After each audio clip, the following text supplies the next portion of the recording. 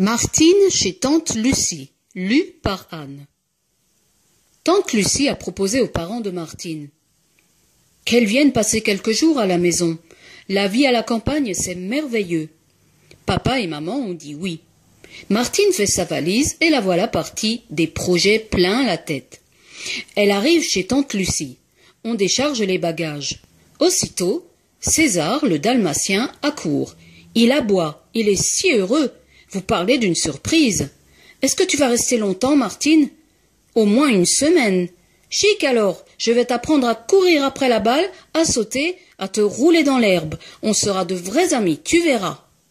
Il fait beau, tout le monde en voiture, et que ça saute, dit Amigo.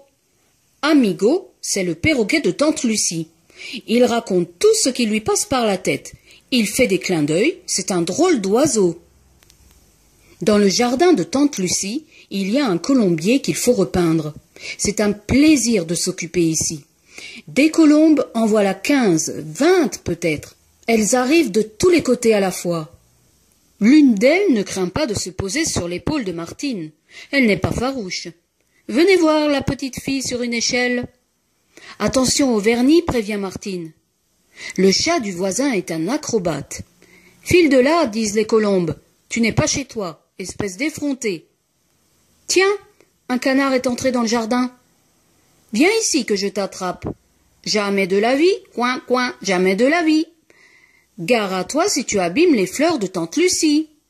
D'où sort-il celui-là? C'est Pipo, mon canard. Il est passé à travers la haie, dit Christophe, le garçon du fermier. Laisse-moi t'aider, je vais l'attraper tout de suite. Tenir un canard dans ses bras n'est pas une petite affaire. Il faut avoir l'habitude. Pipo n'aime pas cela du tout, il se débat. Lâchez-moi donc, je n'ai rien fait. En voilà une histoire, coin, coin. Allons bon, il pleut maintenant.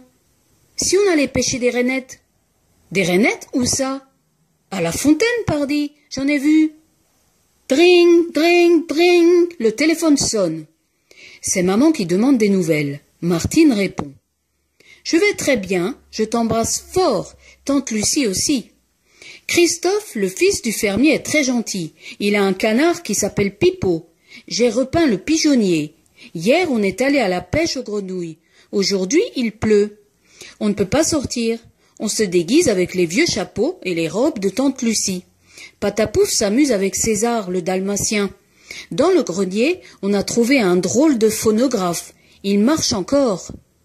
La pluie, toujours la pluie. Il fait un temps à ne pas mettre un chien dehors. Quand il pleut, Patapouf est insupportable. César ne tient pas en place. S'il te plaît, Martine, viens jouer avec nous. Je veux bien, nous allons faire des bulles. Des bulles? Comment ça? Montre-nous. Ce n'est pas difficile. Je vais vous en préparer tout de suite. Dépêche-toi, Martine, dépêche-toi donc. Une minute, un peu de patience, les amis.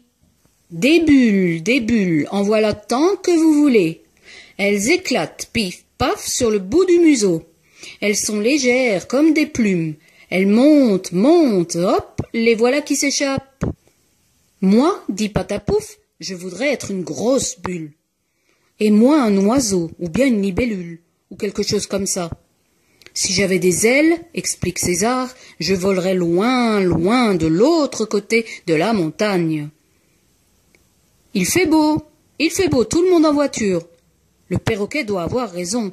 Hier soir, j'ai vu un arc-en-ciel. C'est bon signe, dit tante Lucie. Je vous emmène en promenade. Allons, embarquez. Nous partons. Zut, le démarrage est plutôt difficile. Que faire? Je crois que j'ai oublié de mettre de l'essence dans le réservoir. Quelle déveine! Non, ce n'était qu'un petit caprice du moteur. Ouf, il se met en marche. Si tu vas à la montagne, a dit l'institutrice de Martine, tu trouveras toutes sortes de plantes, exactement celles qu'il te faut pour ton herbier. C'est une aubaine, profitons-en. Mais surtout, ne pas abîmer les feuilles, elles sont si fragiles, on dirait de la dentelle. Nulle part on en voit des pareilles. Dans les herbes, sous les feuilles, entre les cailloux du ruisseau, vivent des insectes par milliers. Les savants les appellent coléoptères, archiptères, lépidoptères, etc. Ce sont des noms bizarres. Mais bête à bon Dieu, demoiselle, Vanesse, belle dame, papillon, c'est tellement plus joli. Voici déjà le soir, c'est l'heure de rentrer.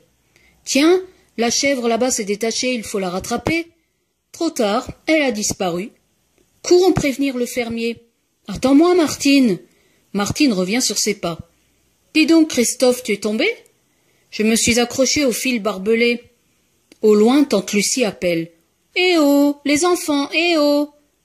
Voilà, voilà, on arrive. De retour à la maison, tante Lucie répare les habits déchirés. Christophe a les genoux tout égratignés. Laisse-moi te soigner, dit Martine, sinon qu'est-ce que ta maman va dire? Tout de même, on a passé une bonne journée. Crois-tu que la chèvre s'est perdue?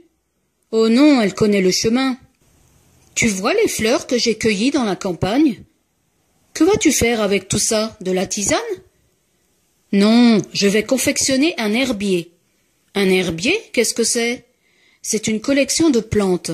Le plus difficile, c'est de les conserver à plat. Comment t'y prendras-tu?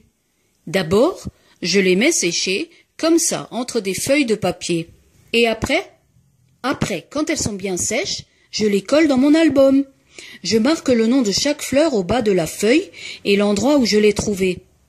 Avec les plantes de Martine, tante Lucie a réalisé aussi ce délicat sous-verre. Elle le lui donne comme souvenir. Fini les vacances chez tante Lucie. C'est papa qui sera surpris de voir l'herbier de Martine. Il n'est pas complet, bien sûr, mais ce sera pour une autre fois. Il y a tant de fleurs à découvrir dans la campagne. On se quitte, bon copain. Est-ce que tu reviendras bientôt? Mais oui, Christophe, répond tante Lucie. Martine reviendra aussi souvent qu'elle voudra.